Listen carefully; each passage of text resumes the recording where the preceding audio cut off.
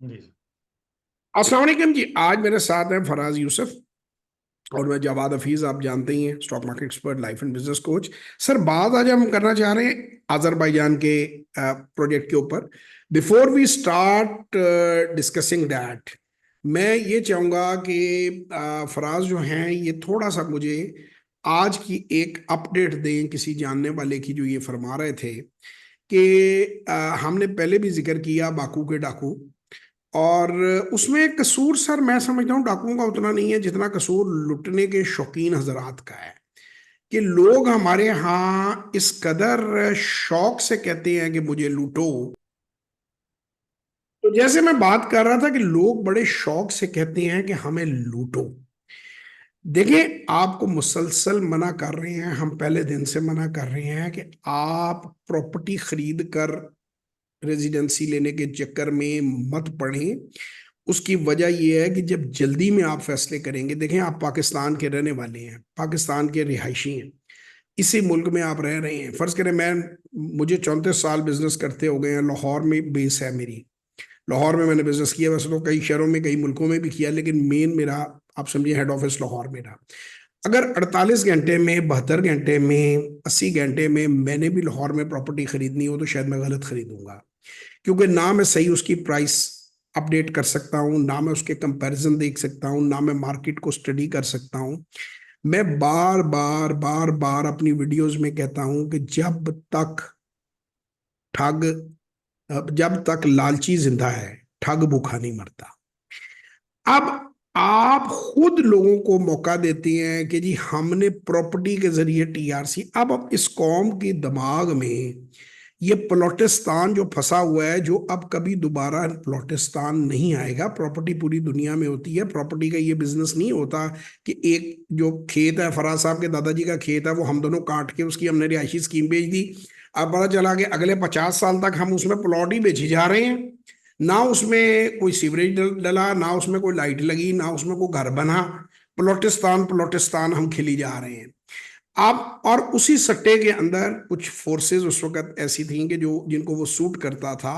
उस सट्टे में आपकी प्रॉपर्टी की कीमत बढ़ती थी। प्रॉपर्टी की कीमत क्यों बढ़ती थी? क्योंकि करप्शन का जो पैसा था, अनडॉक्यूमेंटेड मनी थी, जिसे जिसे आप बुराई का पैसा कहते हैं, रिश्वत का पैसा कहते हैं, ब्राइब का पैसा कहते हैं, या टैक्स सवेयन का पैसा कहते हैं।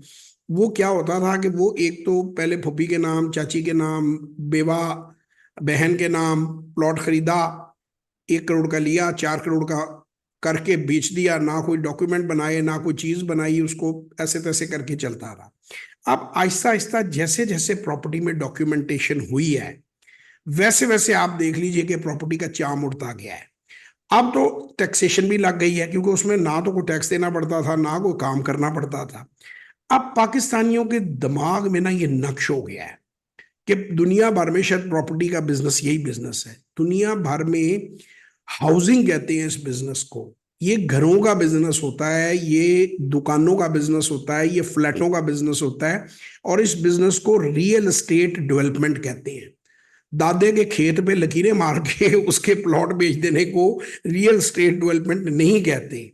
ट्रंप साहब जो हैं वो रियल स्टेट डेवलपमेंट करते हैं। Robert Kiyosaki real estate development करता है, तो उसने ट्रंप टावर बनाया हुआ है। उस टावर में ऊपर पेंट हाउस में वो खुद भी रहता है, नीचे सैकड़ों फ्लैट हैं।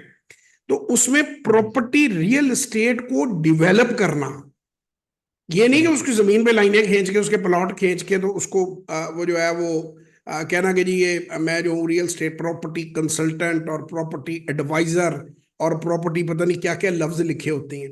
पूरी दुनिया में I have been to more than 33 countries of the world. मैंने ये फजूल काम स्वाय अपने सुने मुल्क के, सुनी धरती अल्लाह रखे, और मैंने ये काम कहीं होते नहीं देखा। तो आप इसका विक्टिम ना बनेंगे। आप अजरबैजान, आप पाकिस्तान में तो चूना लगवा चुके, पहाड़ियों के ऊपर आप फर्जी प्लाजे में दुकान ले चुके हैं। अब आप अजरबैजान की टिकट कटा के जा रहे हैं कि वहां भी जो वहां का लालू खेत है, या वहां का जो शक्करपड़ियां हैं, उसके ऊपर भी आप एक मकान खरीद लें किसी देहात में। उसकी कोई वैल्यू नहीं है प्रॉपर्टी की। वो 50-50, 60-60 हजार डॉलर में लोगों को बेच रहे हैं, लेकिन वो एक्चुअली 15,000 20,000 डॉलर से ज्यादा उसकी वर्थ नहीं है, इतनी भी वर्थ नहीं है, और वो बिकने नहीं है। वो वहीं पर मकान रहने हैं ना, आपसे उसमें रह जाना है, सुबह डबल रोटी नहीं लाई जानी वहां से। देखिए, जिंदगी याद रखें कि ये खेतों में पाकिस्तान में चीजें बिकती हैं, पूरी दुनिया में वो ये हिसाब लगाते हैं कि नौकरी कैसे कहाँ करूंगा, जॉब कहाँ करूंगा, जाऊंगा कहाँ, आऊंगा कहाँ, वो सुपरमार्केट कितनी दूर है, स्टेशन कितनी दूर है, ट्यूब ट्रेन यहाँ से गुजरती है नहीं गुजरती, बस के रूट पे हूँ नहीं हूँ, टैक्सी यहाँ आती है नहीं आती। आप जाके, मैं कालाशाह काकू के और लाहौर के दरमियान में किसी गुंजान गली के अंदर में एक मकान ले लूं, और उसके बाद मैं ये एक्सपेक्ट करूं कि वो डीएचए बन जाएगा, तो वो तो मेरा पागलपन है ना। तो आप लोग, खुदा का वास्ता है, हम तो आपको रिक्वेस्ट ही कर सकते हैं कि प्रॉपर तरीके से आपको गाइड करते हैं, आपको बताते हैं, प्रॉपर तरीके से आए। ये फराज साहब जरा हमें बताएं सुबह की कहानी जो आपके साथ पेश आई और जो आपने फिर उनको। जी सर। सर हुआ ये कि मुझे एक जो है वो व्हाट्सएप लीड आई। वो जो साहब थे वो कह रहे थे कि मैं जो है बस जा रहा हूँ 2-3 दिन बाद, और मैं जो है ना बस जाकर वहाँ प्रॉपर्टी बस फाइनल कर रहा हूँ $60,000 में। तो मैंने उनको ये बताया कि ये $60,000 की प्रॉपर्टी आप कैसे ले रहे हैं इतनी जल्दी, मतलब आप 3-4 दिन में आप जाके वहाँ कैसे किसी चीज़ का फैसला कर सकते हैं। और बाद अगर आपने प्रॉपर्टी ले ली और आगे ना बिकी तो क्या होगा। तो उससे कहीं बेहतर नहीं है कि आप इस पैसे को बैंक में डिपॉजिट करें और 6 महीने साल जो है आप अच्छे तरीके से आप इससे सर्वे करें। क्योंकि वो वहाँ मूव हो रहे थे अपनी फैमिली के साथ, वहां पर वो बिजनेस करना चाह रहे थे। तो मैंने कहा $60,000 को आप डिपॉजिट करके एटलीस्ट इतना रिटर्न ले सकते हैं कि आप घर का किराया दे सकते हैं बड़े हाँ जी, आराम से। अप्रोक्सीमेटली 5,500-6,000 हम्म। जो है डॉलर बन जाते हैं, जो रेट ऑफ रिटर्न आपने जी सर। बताया। जी साठ सर। 10% के करीब, साढ़े, अगर उसको री इन्वेस्ट किया जाए ना, हम्म। 9% जी सर। आता है मंथली बेस के ऊपर करके, तो वो 10% के करीब $6,000 बन जाते हैं। जी सर। जी। मैं उसमें कहा कि उसमें आपको बड़ा अच्छा वहां पर अपार्टमेंट मिल सकता है, और आप उसमें आराम से बैठ के तमाम प्रॉपर्टी का कंपैरिजन कर सकते हैं, ग्रोथ रेट देख सकते हैं कहाँ ग्रोथ रेट अच्छा है। और आप वहां ले जहां पर फ्री होल्ड है, जहां पर आप उसको बेच सकते हैं बाद में। कोई भी ऐसी जगह या कोई भी ऐसी लैंड आप ले लें जिसको आप बाद में ना सेल कर सकें, तो आप तो वो बहुत प्रॉब्लम में आ जाएंगे।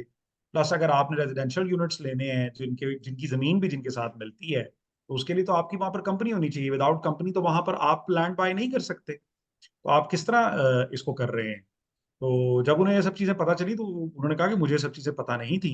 मैंने कहा कि सर ये जो है हम वहाँ सालों से जो है मैं बिजनेस कर रहा हूँ। ये चीजें अगर आपको नहीं पता है या किसी आपके अजीज ने वहाँ गाइड नहीं की, तो आपको ये गाइडेंस लेनी चाहिए। सर, और सर यही गाइडेंस पर्पज है सर हमारा। एक्चुअली देने के लिए ही हम ये वीडियोस बना रहे हैं, और यहीं आपको समझाने लगा हूं कि जो एआईसी है, अजरबैजान इन्वेस्टमेंट कंसल्टेंट्स जो है, उनका रोल क्या है, हमने उन्हें साथ क्यों लिया है। ये सारी चीजें फराज साहब और मैं डायरेक्ट भी कर सकते थे, अल्हम्दुलिल्लाह इतना एक्सपीरियंस है हमारा। देखिए, सबसे पहले जिस प्रोजेक्ट के अंदर आप इन्वेस्ट वहां करने लगे हैं, उसकी आइडेंटिफिकेशन, उसकी ट्रांसपेरेंसी बड़ी जरूरी है। वो ये ना हो कि वो जैसे हमारे यहाँ पे कई कॉलोनियां हैं कि जिनका वजूद ही नहीं है, या उनके पास 10 एकड़ जगह है और उन्होंने 1,000 एकड़ बेची हुई है। तो गलत बात हमारे पाकिस्तानी भाई जो हैं वो वहां पर कर देते हैं। मुझे इसमें 3 पॉइंट अभी तक समझ नहीं आए। पहली बात कि आप एक मुल्क से दूसरे मुल्क जा रहे हैं, आप वहां पर जाकर काम कारोबार शुरू कर रहे हैं, और जाते ही आपने जितना कैपिटल है पहले उसे ब्लॉक कर दिया है। यानी आपके पास $60,000 या $1,00,000 या $2,00,000 जो भी आपकी हैसियत है, पहले तो आपने वो पकड़ के कहीं ना कहीं ब्लॉक कर दिए कि वो सही या गलत, मैं औने पौने कोई मैं प्रॉपर्टी ले लूं, मेरे गले पड़ जाए। अब आपके पास कैश ही नहीं है कि आप जो भी बिजनेस आप प्लान करेंगे, कुछ तो थोड़ा बहुत पैसा आपको हाथ में चाहिए। अच्छा, दूसरी बात, खुदा न खास्ता आपको लगा कि आपके मामलात वैसे नहीं बन रहे जैसे आप सोच कर आए हैं, तो आप अब उस प्रॉपर्टी का करेंगे क्या? जो आप जंगल में ले लेंगे, हम तुम हो गए, जंगल होगा, रक्स में सारे वो क्या बादल होंगे, वो गाना है एक, फिर वो गाएंगे आप उसके आगे पीछे बैठ के। तो भैया, जब किसी मुल्क में आप जाते हैं तो सबसे पहले अपने सरमाए को सेव करते हैं। मैंने हमेशा जिंदगी भर, अभी थोड़ी देर पहले एक सेशन मुकम्मल किया, उसमें भी मैं उनको ये कह रहा था कि अल्लाह की मेहरबानी के बाद, अल्लाह के एहसान के बाद मेरी कामयाबी और इज्जत की वजह यह है कि मैं दूसरों को वो मशवरा देता हूं जो मैं अपने लिए पसंद करता हूं। कि मैंने अगर वहाँ शिफ्ट करना है, जैसे फराज साहब की मैं इन्वेस्टमेंट्स हैं उनके बारे में मैं बात नहीं आप लोगों को बताना चाहता, लेकिन मैं आपको ये बात बताऊं कि उनकी जो इन्वेस्टमेंट्स हैं, उनको हमने सबसे पहले लिक्विड रखा। जब अजरबैजान में हमने पैसे मूव किए, तो हमारी पहली जो ऑप्शन, हमने सबसे पहली ऑप्शन ये रखी कि हम अपना पैसा जो है उसको बैंक में लिक्विड फॉर्म में रखें और उस पर प्रॉफिट लें, ताकि हम सोच समझ के जिन वेंचर्स के अंदर हम इन्वेस्टमेंट करें वो हाईली प्रॉफिटेबल हो, वो टेस्टेड हो। अब जरा गौर करें, मैं 100 के यूनिट पे आपको बात समझाता हूँ। फराज साहब के पास कितनी पैसे हैं कितने नहीं है, ये हमारा आज का सब्जेक्ट नहीं है। हमारा सब्जेक्ट है कि एक ideal way of starting a business in a new country. What is the ideal way? Let us suppose gentleman has 100 rupees के 100 रुपए हैं उनके पास, $100 कर लें, 100 मनात कर लें, what ever, 100 is the unit. अब इन्होंने जाकर वो 100 रुपए जो है वो बैंक में सीधे सीधे डिपॉजिट किए अपने नाम पे, और इनको 9%, अच्छा वो 9% मंथली क्रेडिट होता है, यानी अगर आपको उस हिसाब से ना, अगर उसको आप ऐड करें तो कलेक्टिवली कंपाउंडिंग कर लें उसकी, तो वो 10 से ऊपर ही 10.2 के करीब तकरीबन बनेगा। मैं उसको कैलकुलेट भी करके देख लूंगा किसी वक्त, बाद 10 से ऊपर ही बनेगा। तो इनको 10 रुपए सालाना उसमें मिलने शुरू हो गए, ठीक है ना, यानी 1 रुपया तकरीबन जो है उसको वो अकॉर्डिंगली आप एडजस्ट करके हर महीने इनके अकाउंट में क्रेडिट हो जाएगा। अब इनका सरमाया महफूज है, चाहे तो उसे हर महीने री इन्वेस्ट करते जाएं पैसे। अब ही इज फ्री कि ये वहां पे आराम से देखे, मैंने कोई होटल खरीदना है, मैंने कोई रेंटा कार की कंपनी बनानी है, मैंने कोई किसी किस्म की वो जिसे आप कहते हैं क्या होती है ये, टूरिज्म से रिलेटेड कंपनी बनानी है, कोई टूरिस्ट स्पॉट बनाना है, वो उसको मैंने डेवलप करना है, कोई मैंने वो रिजॉर्ट बनाना है। सो आपका पैसा आपके पास है, पैसा भी आगे अंडे दे रहा है, यानी वो एक मुर्गी की शक्ल इख्तियार कर गया जिसमें वो आपको इंटरेस्ट पे कर रहा है, प्रॉफिट पे कर रहा है, मुनाफा दे रहा है। अब आप जो भी डील स्ट्राइक करेंगे वो एक्सीलेंट होगी। जो प्रॉपर्टी ये लेंगे, मैं और ये इकट्ठे फिरते रहे हैं, हम जो वाइट सिटी को भी देखते रहे हैं, हमने जाके सी ब्रीज को भी देखा है, आगे पीछे ऊपर नीचे हमने फ्लैट को चेक किया है कि इसके नीचे कितने फ्लैट हैं, इसके ऊपर कितने फ्लैट हैं, कितनी लिफ्टें हैं, कितनी इसमें चीज़ें हैं। मैं तो बल्कि इनको सजेस्ट करता हूँ कि किसी इलाके में अगर आपने प्रॉपर्टी खरीदनी हो तो पहले आप उस इलाके में कोशिश करें रेंट आउट करके 15-20 दिन महीना रहें वहाँ, महीना 2 महीने रहें, ताकि आपको प्रोज एंड कॉन्स पता चले कि यार यहाँ टैक्सी आने में कोई डिफिकल्टी तो नहीं होती, यहाँ रात को लेट नाइट में आता हूँ तो मुझे कोई दिक्कत तो नहीं होती, यहाँ किसी किस्म का शोर तो नहीं है। पता चले आपने फ्लैट खरीद लिया, सुबह दो बंदे बाहर एक दूसरे को पीट रहे हैं, अब आप क्या करेंगे? आपको मुल्क के मालिक तो नहीं है। तो ऐसा वैसे तो अजरबैजान में नहीं है, वैसे तो वो खासे पीसफुल लोग हैं, लेकिन इन सारी बातों के बावजूद आपको पहले चीजें टेस्ट करनी चाहिए। वन सेकेंड, आपको पहले फोकस ये करना चाहिए कि मेरा घर किधर से चलेगा, क्या इंटरेस्ट में इतने पैसे आ रहे हैं कि इससे मेरा घर चल जाए? अगर मैंने बिजनेस करना है तो क्या बिजनेस करूंगा, कितने का बिजनेस करूंगा, क्या उसकी रिटर्न होगी, क्या उसको शुरू करने का बेस्ट तरीका है? जब आपके पास कैपिटल होता है तो आप परेशान नहीं होते। मेरे वाले साहब कहते होते थे कि कैश इज किंग, इसीलिए कहते हैं। जब आपके पास कैपिटल नहीं होता तो आप के ऊपर प्रेशर बढ़ना शुरू हो जाता है, क्योंकि रोटी तो चाहिए, हर महीने खाना तो आपने खाना है ना कुछ बच्चों के फैमिली के अखराजात होने हैं। तो एआईसी इस तमाम चीजों का सलूशन था कि लोकल लोग हैं, उनके पास लॉयर्स की टीम है, इमिग्रेंट कंसल्टेंट्स की टीम है, उनके पास प्रॉपर चार्टर्ड अकाउंटेंट जैसे हमारे होते हैं, वो वहां पे, सॉरी ये जरा गला मेरा खराब है 1-2 दिन से, तो वो वहां पर आपको बताते हैं कि जी इस बिजनेस के ये प्रोज एंड कॉन्स हैं, ये चीज लेने से पहले आपको कंपनी फॉर्म करनी चाहिए। हम खुद एक जो सर्वे एक बहुत बड़ी कंपनी के लिए कर रहे थे, तो वहां पे हम जब जगह देख कर आए तो बैक पे हमें पता चला कि नहीं, इसके लिए कंपनी फॉर्मेशन करनी जरूरी है, इंडिविजुअल नहीं इसमें कर सकता। तो हमने फिर पीछे वो रिपोर्ट में मेंशन किया कि आपको इसके लिए एक स्पेसिफिक जो है वो एक व्हीकल बनाना पड़ेगा, एक कंपनी बनानी पड़ेगी जो इस प्रॉपर्टी को होल्ड करेगी। तो लैंड के जो लॉज हैं उसको समझना बहुत जरूरी होता है। हमारे यहाँ लोग क्या करते हैं, इधर से जो जाने वाले हैं वो ऐसे भाग रहे हैं जैसे डंकी लगा के आए हैं, उधर जो आने वाले हैं वो भी कच्चे पक्के, वो कहते हैं बस हमें कोई जो भी 500,000 5,000 10,000 डॉलर जितने मिलते हैं मैं इनसे खींच लूं, और भागते चोर की लंगोटी सही। हम दोनों वेल रेप्यूटेड लोग हैं, इज्जतदार लोग हैं, हमारा एक बैकग्राउंड है। हमें आप वहाँ पे जो ये वर्ड शपाटर, मैं इसलिए कहता हूँ ये शपाटर वर्ड जो है, ये सबसे पहले मैंने सुना था वो जो है ना गंजी स्वाग साहब के अल्फाज में, लेकिन ये मुझे फिट बड़े लोगों के लिए लगा शपाटर। ये हम कोई वहां के पार्टनर लौंडे या प्रॉपर्टी डीलर नहीं हैं जो पाकिस्तानी वहां बैठे दिहाड़ियां लगा रहे हैं, कि ना उनकी कोई रिकग्निशन है, ना उनकी कोई इज्जत है, ना उनका कोई माजी है, ना उनका कोई मुस्तकबिल है। वो वहां बैठे लोगों को बेवकूफ बना रहे हैं कि जब तक बनाते जाएंगे, चलो ठीक है ये आ गया, तू $500 ले आया, तू 500 दे दे, तू $5,000 ले आया, तू $5,000 दे दे। तो ये चीजें लास्ट नहीं करती। ऐसे शोबदेबाजों के पीछे आप लोग मत जाएं। भरा हुआ है यूट्यूब, आप जैसे ही खोले मुझे तो ऐसा लगता है कि बाकू, इधर मैं बाकू में रह रहा हूँ। इतनी अपॉर्चुनिटीज मुझे नजर आ रही हैं। लेकिन याद रखें, मैं हमेशा लोगों को कहता हूं कि किसी इंसान का बैकग्राउंड जाने। आप किसी के साथ रिश्तेदारी करती हैं, किसी के साथ लेन देन करती हैं, तो आप उसका पहले उसके रेफरेंसेस क्रॉस चेक करते हैं। तो सबसे पहले तो आप पता करें जवाद हफीज कौन है, फराज यूसुफ कौन है। फिर उसके बाद हमारा जीएफ कंसल्टेंट क्या है, कैसे वजूद में आई, हमारे माजी कहाँ हैं, हमने क्या काम किए अपनी जिंदगी में। एक पब्लिक लिमिटेड कंपनी का सीईओ बैठा हुआ आपके सामने। दूसरा जो है वो बेशुमार हाई लेवल बिजनेसेस का कंसल्टेंट है, और मैं अपनी कंपनियों की, अपनी वेल्थ की डिटेल देनी पसंद नहीं करता ऑनलाइन, ना मुझे ज़रूरत है देने की। तो उस बंदे के साथ काम करें जिसका कोई तारुफ है। इसी तरह एआईसी जो है वो भी एक ऑथेंटिकेटेड वहां पे एक सेटअप लगा के बैठे हुए हैं, ऐसी रेडी लगा कर नहीं बैठे हुए हैं कि हम सड़क पे ही चलेंगे और वहां पे उनको हम वो चीज करें। तो मैंने और फराज साहब ने ये सोचा था कि काम करना है तो ऐसे करना है कि लॉन्ग टर्म हो, इज्जत के साथ हो, रिस्पेक्ट के साथ हो, और लोगों को भी उसका फायदा हो और पाकिस्तान को भी उसका फायदा। और अगर शॉर्टकट मारनी है तो फिर रहनी दो, यहो जे काम का फिर फायदा की। फराज साहब सॉरी, आपको मैंने बहुत ज्यादा वेट कराया और एक लंबी तकरीर की। अली अब्बास साहब देखेंगे वो कहेंगे ये पहला इंटरव्यू है जिसमें इंटरव्यू लेने वाला ही बोल रहा है। तो sir over to you, anything you want to add. आपका माइक म्यूट पे है। आपका आपका आपका माइक म्यूट पे है, आपका माइक म्यूट पे है जी। जी सर बिल्कुल। बिल्कुल सर, अली मैं यही अली अली कहूंगा अली कि अली अली अली जो अब्बास है साहब को ये बता रहा था कोई मैं, भी सर काम। बिजनेस बिजनेस के लिए ऐसे ही ओपनिंग देनी पड़ती है। ये कोई इंटरव्यू थोड़ी है कि आप बड़े होके क्या बनेंगे। जी सर। जी सर। तो सर इसमें यही है कि सर हम एक प्रोफेशनल लोग हैं, हमारा एक प्रॉपर बैकग्राउंड है, एक ट्रैक रिकॉर्ड है। हमारे माजी में हमने सक्सेसफुल बिजनेसेस बनाए हैं, किए हैं।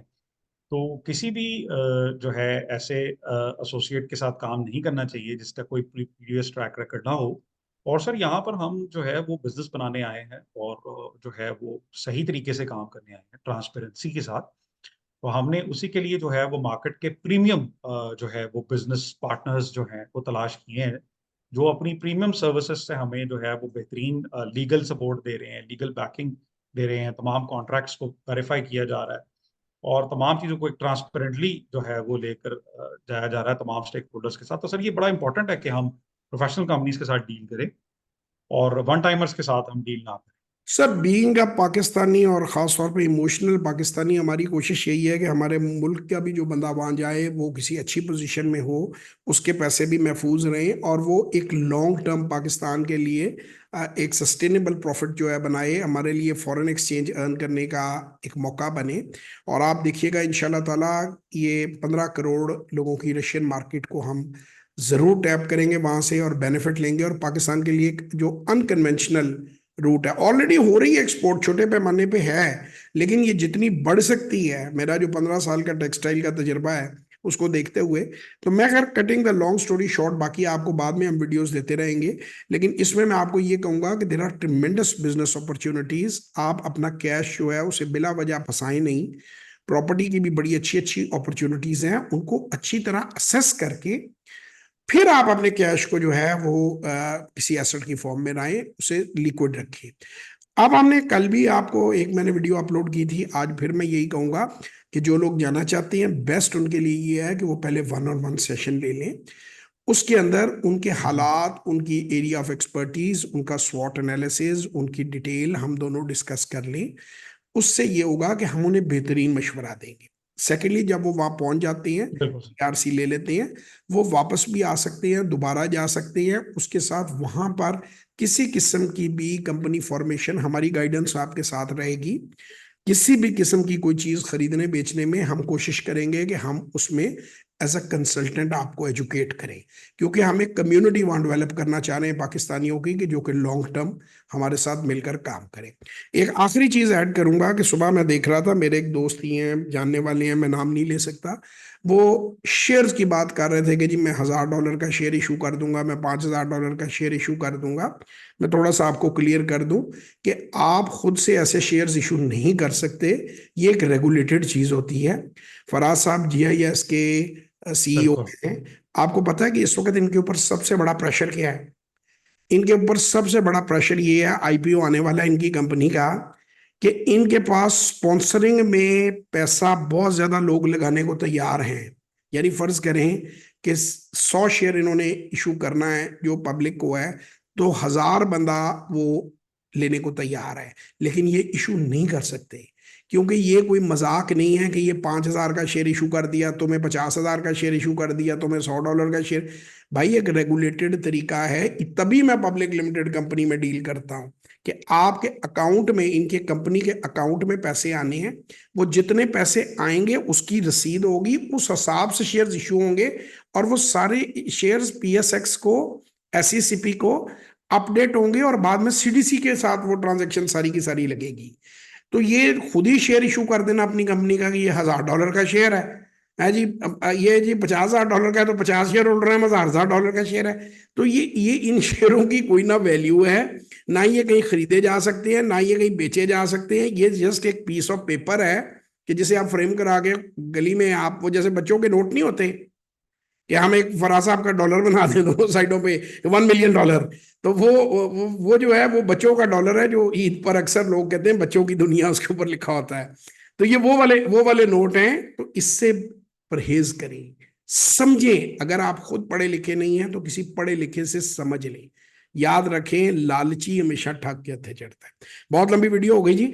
खुश रहें, अपना बहुत ख्याल रखें। फराज साहब, if he want to add anything, मैं उन्हें कहूंगा कि ऐड कर दें, तो उसके बाद हम खुदाफिज कहेंगे।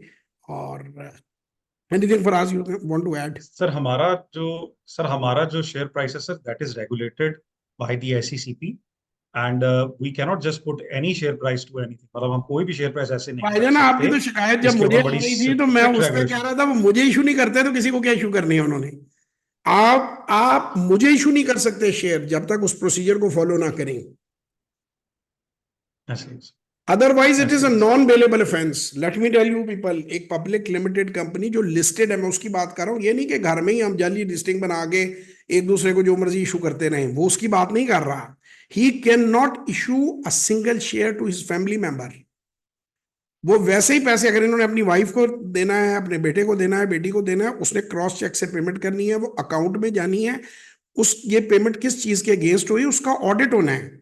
ये अभी इनकी लिस्टिंग नहीं हुई, ये ऑडिट के लिए डॉक्यूमेंट्स पहले भेज चुकी हैं। Am I right sir? Please update the people. Faraz भाई। बिल्कुल सर। बिल्कुल सर। सर बिल्कुल sir, every June closing we have a June closing, और हमें एवरी 3 मंथ्स जो है ऑडिट कराना होता है। तो इसकी बहुत जो है स्ट्रिक्ट जो है मॉनिटरिंग होती है, और every 3 months we have to file our taxes as well. तो ये तो एक जो it's public it's limited company है नॉट ना, लाइक ये दैट। सिक्योर और सेफ कंपनी होती है। तो नहीं जनाब, it's a long video, but I hope so it will be useful for you. इंशाल्लाह फिर किसी और वीडियो में आप लोगों से मुलाकात होगी। तब तक के लिए खुदा हाफिज। मजीद मालूमात के लिए 030094666240, 03364242 346 पे व्हाट्सएप वॉइस और टेक्स्ट मैसेज कीजिए। पाकिस्तान जिंदाबाद।